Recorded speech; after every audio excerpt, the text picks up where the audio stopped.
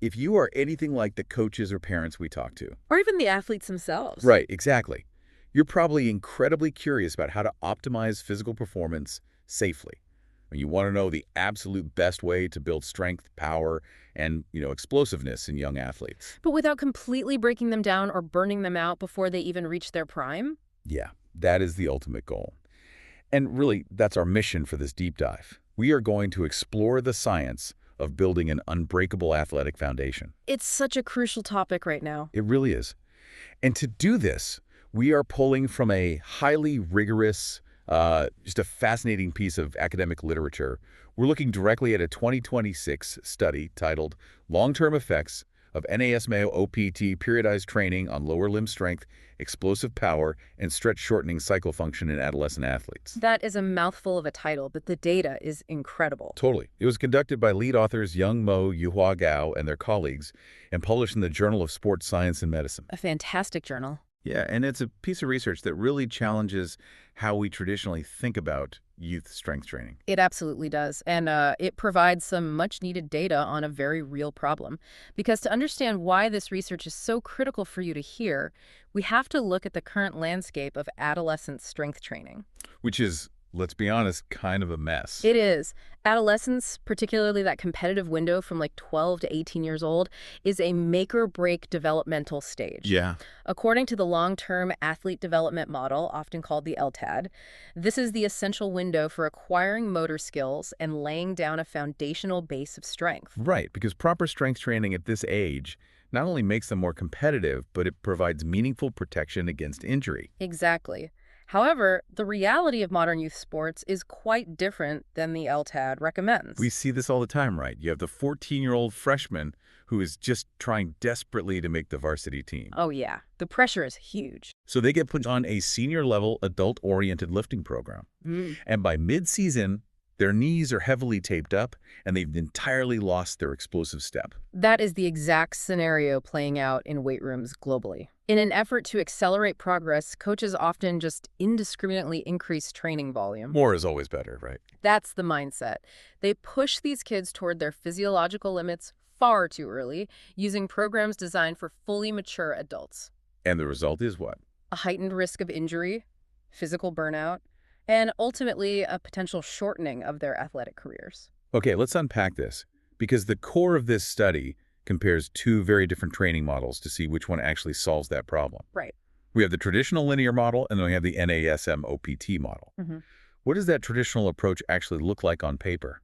Well, the traditional model, which served as the control group in this study, is based on a standard linear periodization structure. Which means what exactly?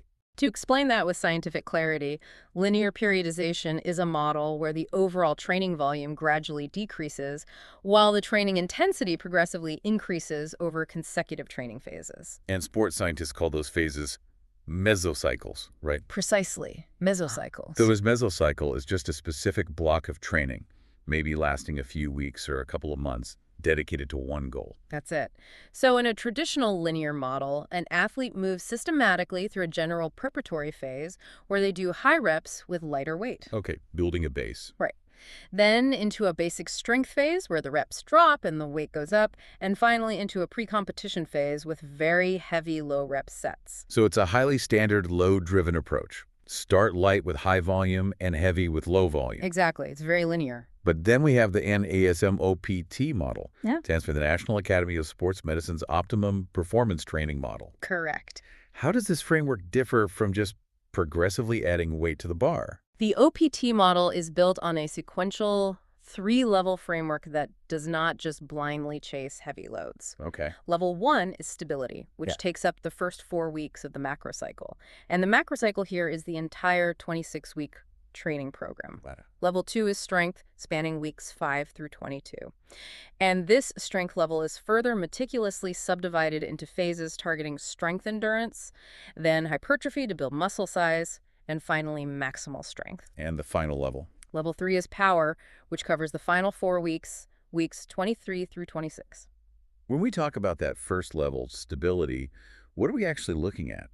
Because if I'm a traditional coach, I might assume stability just means doing some core work before hitting the squat rack. That is a very common misconception. What does a stability workout actually look like for a 14-year-old in this model?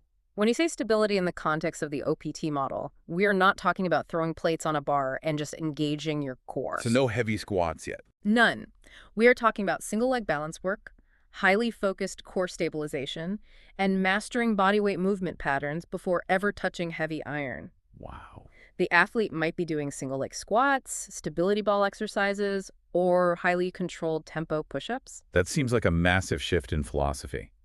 The athlete is forced to prioritize postural stability, joint control, and movement efficiency before they are ever allowed to handle high external loads. The theoretical robustness of the OPT model for youth athletes lies entirely in that sequencing. Because traditional models skip it. Exactly. Traditional linear models often bypass systematic stabilization phases entirely, jumping straight into progressive load increases. Which is risky for a kid. Highly risky. For a growing adolescent, enforcing stability and movement quality first is a strategy that perfectly aligns with youth development principles.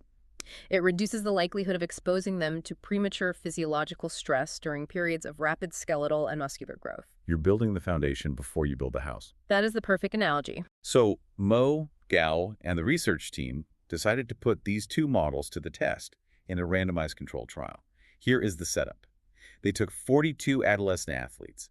These kids were around 14.5 years old on average. Very critical age. Right. The group was split perfectly evenly between males and females, and they were drawn from two different sports, badminton and wrestling. Which is great because it covers very different athletic demands. They divided them randomly into the OPT group and the traditional linear control group. For 26 weeks, both groups trained twice a week. Every session was supervised, and they were strictly forbidden from doing any extra resistance training on the side. They needed to isolate the variables. To figure out which model was actually superior, the researchers utilized rigorous testing parameters. What were they measuring? The primary metric for maximal dynamic strength was the 1 repetition maximum, or a 1 RM back squat. The classic strength test. But when it came to vertical power, they measured two very different types of jumps using specialized testing devices. The counter movement jump, often abbreviated as CMJ, and the squat jump, or SJ. It's crucial to distinguish between those two jumps because they tell us completely different things about the athlete's body. Exactly. The squat jump measures concentric-only power. The athlete descends into a squat, and then they have to hold that bottom position for a full 2 seconds. The 2-second pause is agonizing. Because it completely eliminates any upward momentum. From that dead stop, they jump up. And the counter movement jump. The counter movement jump allows the athlete to dip down and immediately spring up without pausing, which measures power that utilizes a counter movement. Okay, so dipping down helps you jump higher. That makes intuitive sense to anyone who's ever played basketball or volleyball, but mechanically, what is actually happening in the muscle during that dip? It's all about elastic energy. I think the easiest way to visualize this is to picture stretching a rubber band. When you stretch a rubber band, you're storing elastic energy. When you let it go, that energy releases explosively. Your muscles and tendons do the exact same thing when you perform a counter movement, like dipping down right before a jump. Spot on. The scientific term for that rubber band effect is the stretch-shortening cycle, or SSC.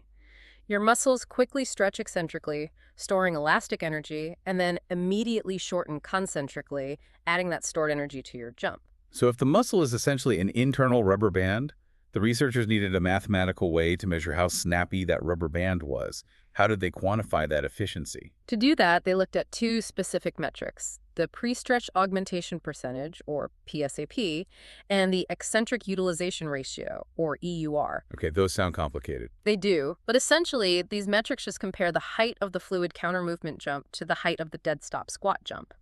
In the scientific literature, there are reference thresholds that indicate balanced, optimal athletic power. Let's clearly define what those optimal thresholds are so we know what we are aiming for. A PSAP of approximately 10% and an EUR of about 1.1 are the mathematical sweet spots. 10% and 1.1. Right. Hitting those thresholds indicates highly optimal neuromuscular efficiency. It means the athlete is perfectly balancing their raw muscular strength with their ability to use that stored elastic energy from the stretch. So we have 42 young athletes, 26 weeks of grueling work, and highly precise measurements. What actually happened? The results were definitive. The data reveal is fascinating. Post-intervention, both groups got stronger. If you train twice a week for half a year, you are going to see progress. But the OPT group significantly outperformed the control group. In every category. The average squat 1 RM for the OPT group finished at 133.1 kilograms. The control group finished at 119.2 kilograms. A huge difference. And when we look at the counter movement jump, the OPT group hit an impressive 47.4 centimeters, while the control group only reached 39.8 centimeters. Those are statistically significant differences in absolute output, especially when you consider these are 14-year-old athletes. Here's where it gets really interesting, though.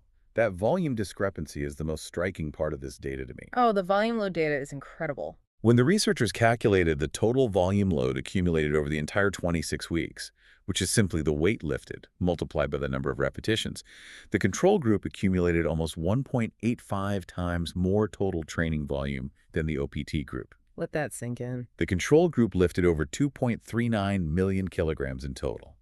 The OPT group lifted roughly 1.29 million kilograms.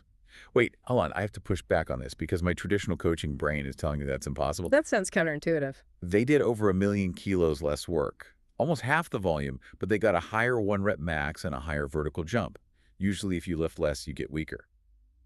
Did the control group just overtrain, or is there some specific magic in the OPT sequencing? It is a totally valid skepticism, but it comes down to the plateau effect and the concept of training efficiency. The researchers tracked the progress over time, not just at the end. Okay. By week 10, both groups saw robust strength increases. But by week 16, the control group hit a wall. Their performance plateaued. They stopped getting stronger. Exactly. The OPT group, however, just kept steadily improving all the way through week 22. We can explain this using the general adaptation syndrome theory, often called GAS. What does the GAS theory actually state about how the body handles stress? This goes back to Hans Selye's general adaptation syndrome theory. Essentially, the body experiences a stress, adapts to it, but if that exact same type of stress just keeps coming without meaningful variation, the body eventually hits a wall of fatigue and stops growing. It just adapts and then gives up. The control group's traditional, highly linear loading model eventually led to neuromuscular saturation. Their central nervous system and muscles grew fatigued and accommodated to the repetitive stimulus. They basically just got entirely used to the grind, so their body stopped adapting. In contrast, the OPT group utilized planned variation. By deliberately shifting the focus from single-leg stability to heavy force to high-velocity movements over distinct blocks, they provided the athletes' bodies with repeated, novel stimuli. Keeping the body guessing. Right. The nervous system never had a chance to get comfortable, which prevented accommodation and completely bypassed that week 16 plateau. That leads us perfectly into the grand finale of the OPT program, which is the power phase.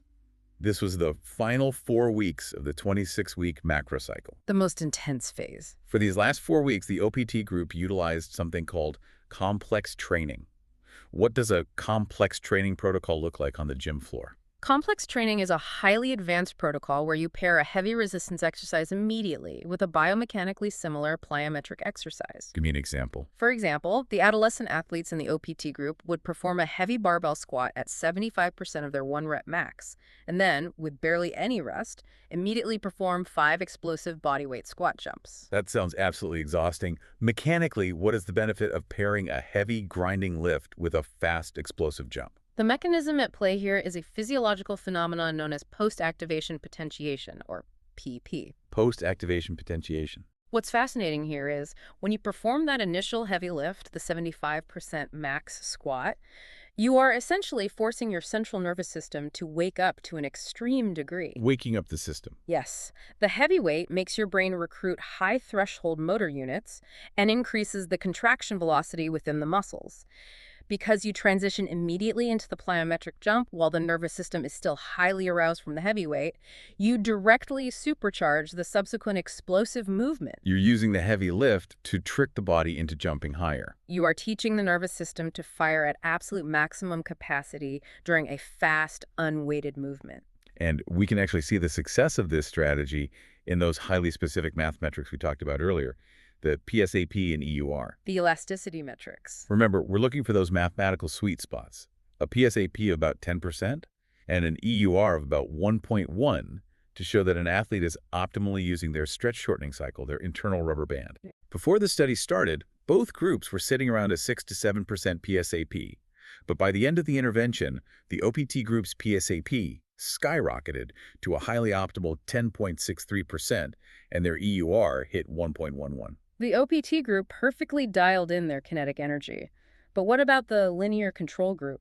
The control group's PSAP actually dropped slightly down to 6.07%, which is well below that optimal 10% reference threshold. They went backwards. And their EUR remained totally stagnant at 1.06.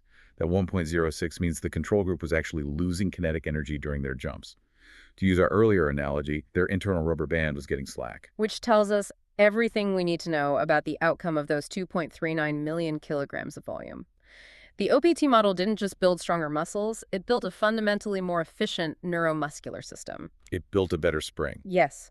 By dedicating those first 4 weeks to stability, then spending months building strength, and finally weaponizing that strength with complex training in the power phase, they successfully built a better, more reactive spring in these young athletes. Well, the control group just got tired. The control group got stronger muscles, sure, but their spring actually became slightly less efficient because of the sheer fatigue and linear loading they endured. Before we wrap up, I think it is really important to put some safety guardrails around this information. Hearing about complex training and post-activation, potentiation is exciting, but we need to clarify how this is applied. That is a vital point. You cannot just listen to this and decide to throw a 14-year-old into 75% one-rep max squats paired immediately with plyometric jumps tomorrow. Please don't do that. The entire reason the OPT group thrived during that intense, complex training phase is because they spent 22 weeks prior to it building absolute postural stability, joint control, and baseline strength. You can't skip the foundation. If you skip the 22 weeks of preparation and jump straight to the power phase, you are inviting injury. The magic is in the sequence, not just the final exercises. So what does this all mean for you listening right now? If you're applying this knowledge today, the core message is that in youth, athletic development, systematic progression, and prioritizing movement quality unequivocally trump sheer training volume. Working smarter, not harder. You do not have to crush young athletes with millions of kilograms of volume to make them elite. In fact, this rigorous data proves that you can get stronger, jump higher, and better protect against injury by training more efficiently, not just heavier. It's revolutionary when you really think about it. For those of you who really want to get into the granular details, the exact load percentages across the mesocycles, and the statistical breakdowns of the performance metrics, I highly encourage you to read the full article by Mo, Gao, and their colleagues. It's a must-read. Again, that is titled Long-Term Effects of NASM-OPT Periodized Training on Lower Limb Strength, Explosive Power, and Stretch-Shortening Cycle Function in Adolescent Athletes, published in the 2026 edition of the Journal of Sports Science and Medicine. And of course, if you found value in this breakdown, make sure to follow the channel and turn on notifications so you never miss a deep dive into the science of performance. If we connect this to the bigger picture, there is a profound philosophical takeaway here.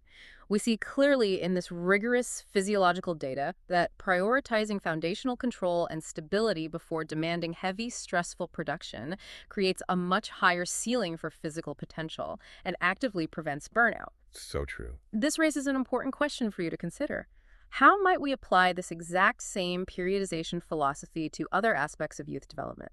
If we structured academics, mental resilience training, or even early career growth around building absolute stability and foundational skills before demanding high-volume production, how much higher could those ceilings be?